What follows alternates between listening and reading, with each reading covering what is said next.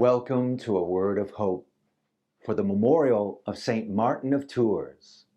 My name is Father Brendan Curran, Dominican promoter for justice and peace, joining you today as we hear Christ's word, reminding us that whoever seeks to preserve his life will lose it. Whoever loses it will save it. As we reflect on this memorial of Martin of Tours, perhaps his story is not so obvious to many of us. But in serving a number of years in the Mexican community on the west side of Chicago and seeing the signs of Martin of Tours statues, images in different stores and behind the cash registers at restaurants, I realized that there's something of that story that speaks to the heart of this gospel message. Perhaps you may not know that story. Martin of Tours, a Roman soldier, approached a town and village in France where there was a beggar who was left abandoned, ignored by the villagers.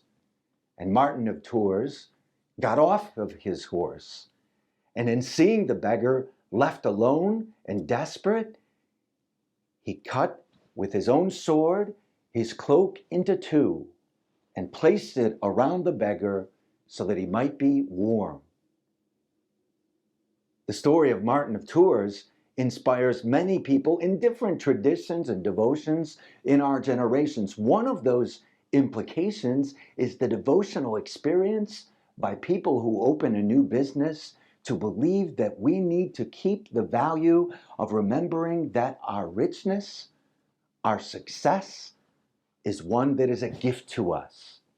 And Martin's example or legacy that we continue to hear over the years reminds us of that. Stooping to assist a beggar, someone in need, and deciding to leave it all and let it be an offering of support for them. That's the gift. As I ask some businesses that I've blessed along 18th Street on the west side of Chicago, why do you want to bless the image of Martin?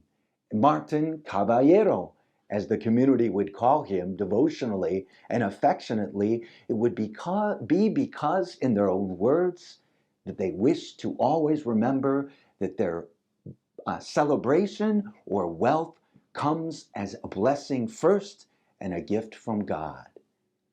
Let that be a lesson to each of us. How might we reach out and recognize in our midst the needs and the abundant blessings we have privilege to receive each and every day? Martin Caballero, we are blessed by remembering your legacy. Let us speak of it and preach that good news wherever it may be needed today.